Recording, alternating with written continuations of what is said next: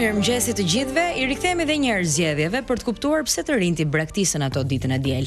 Personat më të shumë në numër që hodhën votën në kutinë e votimit në 5 bashkitë ku u zhvilluan zgjedhjet e pjesshme lokale ishin mbi 55 vjeç. 16% e zgjedhësve me të drejtë vote ishin të grupmoshës 55 deri në 64 vjeç dhe 18.4% të grupmoshës mbi 65 vjeç sipas të dhënave zyrtare nga KQZ.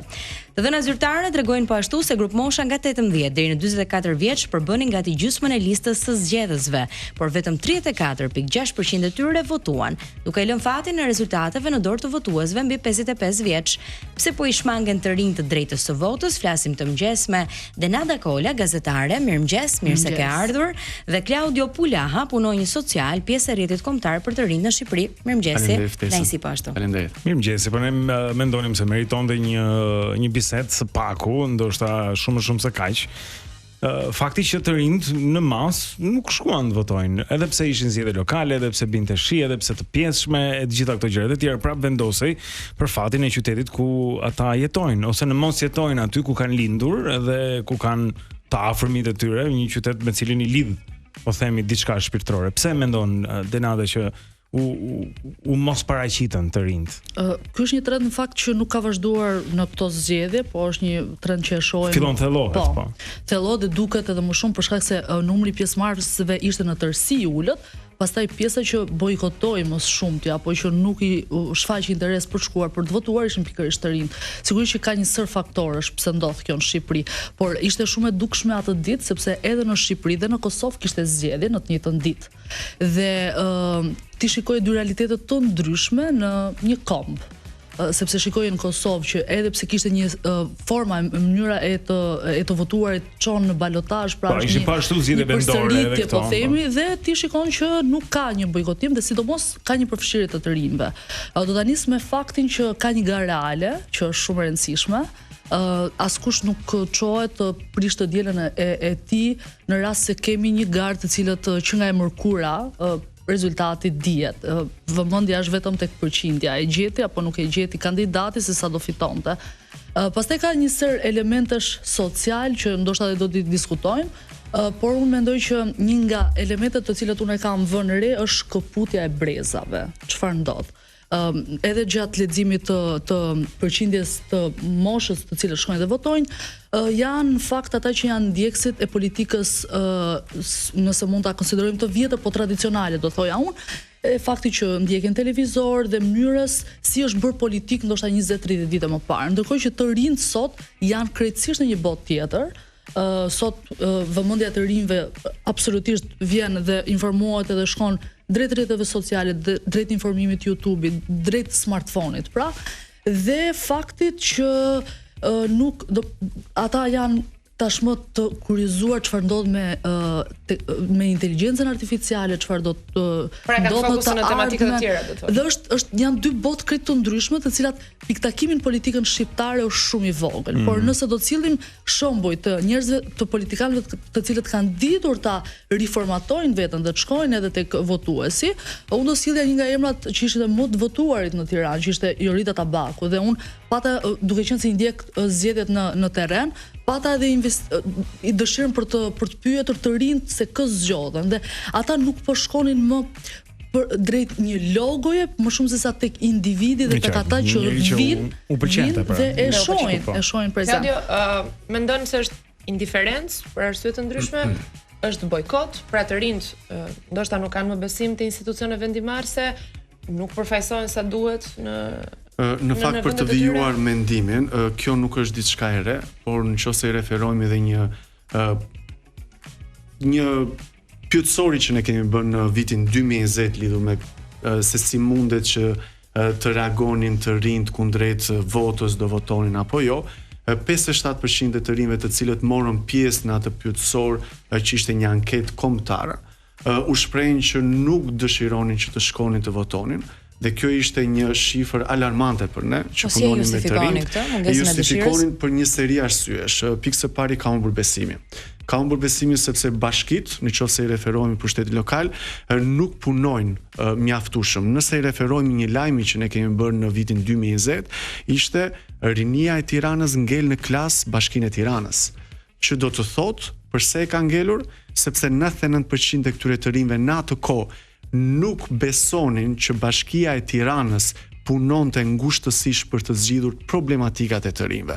92% e të rinjve shpreheshin që nuk ishin bashkëpunues me strukturat e bashkisë së asaj kohe për të zgjidhur dhe për të adresuar problematikat e tyre.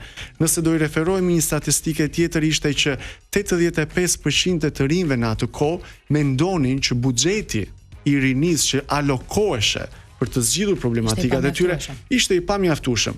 Tani, për sa i përket arsyeve se cilat janë ato të cilat mund të shtyjnë dhe mund të nxisin të rinjt që pse nuk shkojnë dhe pse nuk besojnë që vota e tyre mund të bëjnë ndryshim, që unë si i ri, si aktivist, them gjithmonë shkoni, votoni. Edhe nëse ju nuk keni besim që do të ndryshojë diçka, të paktën shkoni dhe ushtrojeni atë drejtën e votës. Por kemi për sa i përket pseve, ka një numër në rritje të korrupsionit në sfera të ndryshme. Kemi të bëjmë me pjesë që të rinjt nuk e gjen veten për të zgjidhur problematikat e tyre. Ti sot në Tiranë nuk ke një qendër rinore. Ja? Ku të rinjt të shkojnë dhe të bëjnë aktivitete të ndryshme rekreative.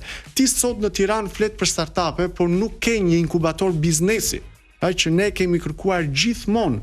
Jo vetëm në Tiranë, por në qytete të ndryshme të Shqipërisë. E di çfarë ndodh dhe për t'ju rikthyer dhe këtyre statistikave që përmenda pak më para. Ne përpara zgjedhjeve dhe Blendi e di, kemi atë që quhet kontrata sociale, që e firmosim me kandidatët për kryetarë. Dhe ky pyetësori, kjo anketa që erdhi në vitin 2019-2020 ishte pikërisht për atë kontratën sociale që u firmos në atë kohë me zotin Velia dhe me zotin Kosova. Dhe të rinjt e bazuan vlerësimin e tyre në atë kohë pikërisht në ato problematika që ata kishin adresuar dhe donin të bënë një kontratë me kandidatin që do të ishte nesër kryetari i bashkisë. Dhe çfarë ndodh? Çështja është që të rinjt nuk shkohet të konsultohet me ta në terren. Nuk ka asnjë kandidat, nuk ka asnjë kandidat për deputet, nuk ka parti politike. Edhe tek ajo që tha Denada tani, si mund ta humbasësh interesin për politikën kur ti kupton që shumë nevojat të tuat në brezin që je, si i ri, varen pikërisht nga politika. Kur je ti ai që duhet të tërheqësh veshin dhe ti thua shiko, si më duhet kjo, në kulturë më duhet kjo. Sa janë dëgjuar të rinjt? Sepse të rinjt kanë votuar. Sa janë dëgjuar kur e kanë ushtruar atë të drejtën e votës. Të rinjt shprehin që në 97% partitë politike nuk shkojnë të takojnë të rinjt në terren, por shkojnë 1 në 4 vite. Si mundet që të marrësh zërin ka Denada një ndërhyrje këtu dhe problematikat e të rinjve për sa i përket zgjidhjes së tyre? Po. Më shumë se sa do referohem që Tirana nuk është ndoshta problemi kryesor se sa nëse bën një xhiro nëpër Shqipëri. Ku është problem demografik. Në rrethe nuk flet njëri fare. Nuk ka të rinj. Dhe unë mendoj që më shumë se sa fakti që të rinjt nuk bëhen pjesë e proceseve politike për shkak se nuk dëgjohen, është në fakt modelin e gabuar, sepse ne nuk mund të ankohemi që në parlament nuk kemi të rinj. Ne kemi të rinj. A janë deputetët të rinj modeli më i mirë? Është modeli, jo fakti që nuk dëgjohen. Dhe pse zgjidhen këta deputet të rinj të tillë, pra? Se ka një arsye. Partitë politike nuk është se duan ndryshimin apo përmirësimin apo fokusin në përmirësimin e këtyre proceseve, sa ata janë të vetëdijshëm. Është një retorik, predikojnë këtë që jemi të hapur. Është një retorik sepse nëse do ishte ky fokusi i vërtet, atëherë shumë gjëra në Shqipëri do të ishin ndryshe. Çfarë ndodh? Ata duan një model të rinjve të cilët ne i dim, përdoren për fasada sa janë zgjedhjet. Edhe ne kemi parë mbushen këtë fushat kishim jo të rinj, po kishim zonjat dhe gratë, të cilat ishin një karrem për t'i përdorur, dua të them, me keqardhje në proceset e zgjedhjeve. Nga ana tjetër, ky ishte fenomen që u pa tek maxhoranca, tek opozita kishte disa të rinj, të cilët u sollën si duhet ishin pjesë, ndërkohë ti shikon që nuk janë pjesë e listave, mbaron procesi i zgjedhjeve dhe ata rikthehen aty ku janë. Të gjitha ata të rinj të cilët i kemi parë të vinë edhe në modelin e politikës të sotëm, jo vetëm që nuk janë përfaqësues, por mendoj që të rinjt duan të distancohen nga ky lloj përfaqësimi. Unë besoj, nuk e di. Është braktisja zgjedhja? Jo, nuk është braktisja dhe nuk duam që të trumbetojmë këtë pjesën e bojkotit që mos shkoni të votoni, por jam shumë dakord me pjesën që kolegja tha. Shiko, kemi deputet të rinj, kemi këshilltar të rinj në Këshillat Bashkiake. A kanë folur apo flasin ndonjëherë për problematikat e të rinjve? Dhe unë dua të sjell në vëmendje edhe një shqetësim të fundit që ne na ka shqetësuar për hir të së vërtetës. Ne nuk kemi sot një ministri për të rinjt. E kishim pa portofol, po e kishim, pa buxhet, po e kishim. Çfarë po bëhet me të rinjt sot? Kush do t'ju udhëheq këta të rinj? Kush do t'i zgjidh problematikat e të rinjve? A ka një strukturë kombëtare siç ishte kjo Ministria e Rinisë që pavarësisht kësaj, unë si Klaudio se aktivist rinor, nuk është se isha shumë i kënaqur me atë ministri sepse kuptohet që duhet të bënte akoma më tepër, por e kishim atë ministri. Nga ana tjetër, po diskutohet buxheti i shtetit për vitin 2026. A janë pyetur të rinjt apo do duhet të pyetet kur të prezantohet në parlament ky buxhet? E dini që përpara 5 vitesh të paktën buxheti për të rinj në buxhetin total të shtetit zinte 0.01%. Nëse pyesim do thonë që janë pyetur të rinjt. Kush është sigurisht janë pyetur të rinjt? Absolutisht jo. Absolutisht jo. Dhe këtë duhet ta themi. Nëse pyeten disa të rinj, grupime të caktuara, të veçuara, atëherë patjetër që edhe ata janë të rinj. A reflektohen problematikat e këtyre të rinjve edhe në ky buxheti? A kemi politika mbështetëse për të rinj? Ne kemi strategji. Problematikat e të rinjve. Problematika e të rinjve është papunësia apo punësimi me dinjitet, që ai i riu të mos shkojë të punojë thjesht për një rrogë për të mbijetuar. Problematika sot janë qerat e larta. Problematika sot kemi të bëjmë me një kartë që është trumbetuar shpeshherë që do bëhet kjo, madje edhe në Bashkinë e Tiranës, famshme. Okej, mund të jetë funksionale për disa shërbime.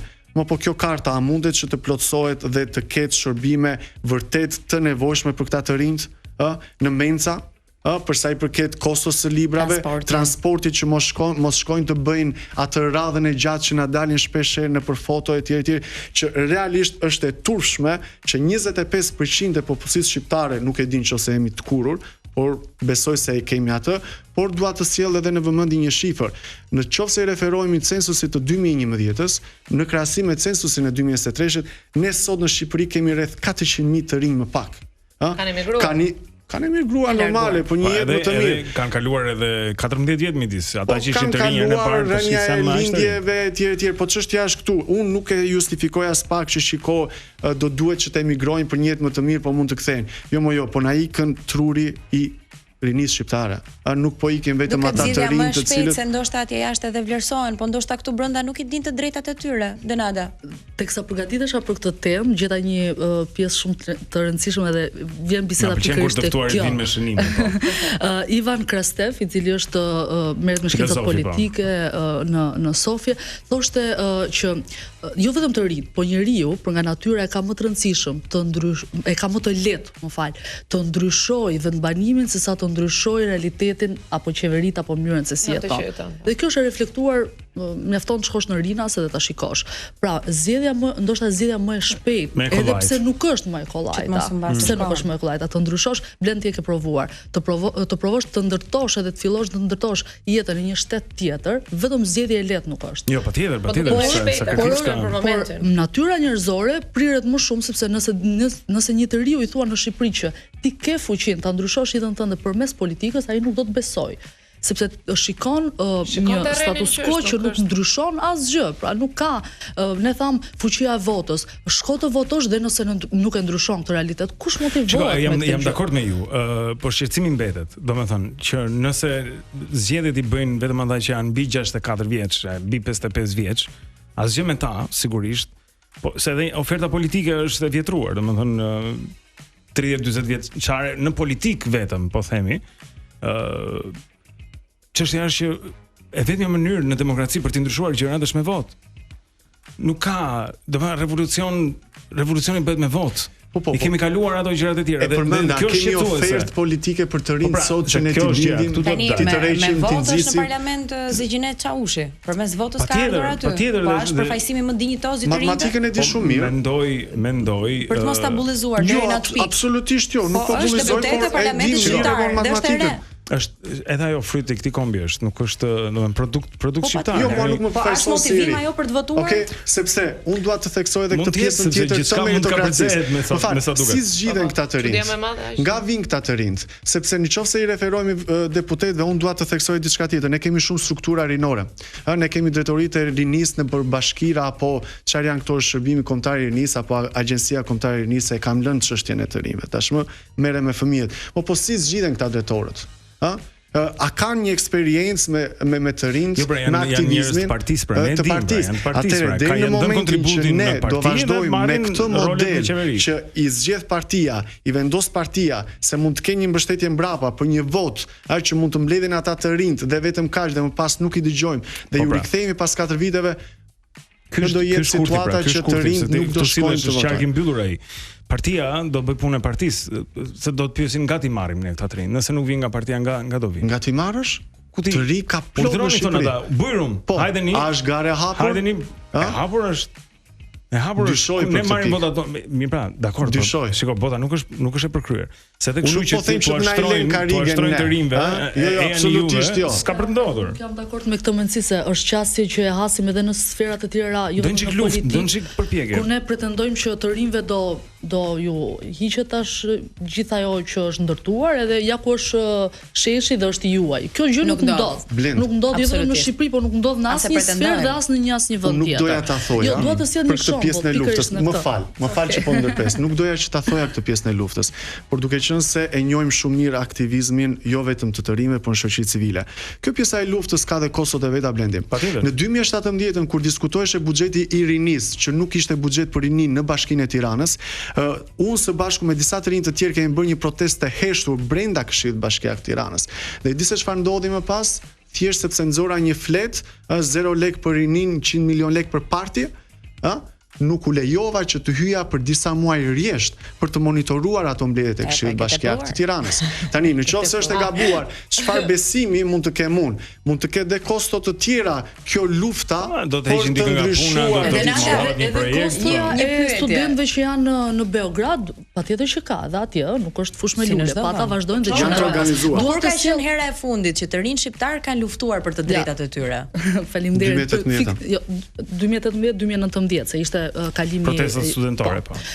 Mendoj që nëse ka patur një moment real ku qeveria e cila është në mandatin e 4 ka patur një pikë kritike, mendoj që ka qenë në nisje të saj që ishte për luftë për pjesën e armëve kimike dhe momenti më i rëndësishëm ku kam qenë dhe pjesë për shkak se isha në fakultet aso kohë ishte fundi 2018-s fillimi 2019-s pikërisht protestat e studentëve. Aty për të kuptuar se çfarë ndodh me të rinj shqiptar mjafton të analizojmë atë moment. Frika se politika do ta marri gjithë atë energjinë që ajo pati, si e bëri aq të mbyllur, aq të cunguar, sa dukej sikur ishte në luftë me cilin do që vinte aty, qoftë me pedagog apo me eksponent partive, për shkak të frikës së baltosjes që i bën politika çdo kauzi që e merr. Dhe këtu she stepjen dhe mosdëshirën e të rinjve për t'u atashuar me politikën pikërisht se nuk ka një reputacion të mirë në Shqipëri mënyra se si është bërë politika. Unë mendoj që ka qenë një moment shumë i rëndësishëm, sepse ata ishin të rinj për nga natyra, duan ta ndryshojnë realitetin ku jetojnë apo mënyrën se si jetojnë, sepse nuk janë ende të futur në sistem. Kur ti futesh në sistem, çfarë dua të them? Kur ti futesh në punë, kur ti bësh familjar, ke kosto dhe llogari për të bërë. Edhe kjo është një e vërtetë që nuk duhet ta fshej. Mos ta bëj këtë gjë sepse kjo gjë do më kushtoj mua, do i kushtoj familjes time, ndërkohë i riu për nga natyra nuk bën këto kalkulimet. Dhe sidomos në ata të rinj të 2018-s, në fakt po protestonin ishin ata që nuk kishin asgjë për të humbur. Pra po mundësia për të paguar mbaj mend aso kohën masterin prekte 20-30% të klasës time, të cilët nuk kishin rrugë tjetër, ose duhet të luftonin për atë të drejtë në ato moment, ose duhet të ktheheshin në shtëpi dhe nuk kishin bërë asgjë me jetën e tyre në ato 3 vitet që kishin studiuar. Dhe ai ishte momenti për të kuptuar që të rinjt nuk janë as nga ata që nuk duan të përfshihen, unë refuzoj këtë gjë, nuk ka njëri që refuzon që të rrinë në kafe dhe mos ta ndryshojë. Është një mendësi më shumë që edhe në këtë rast ndërhyn politika, ndërhyn instancat më të rritur për të parë dhe për të mbjellë këtë frym.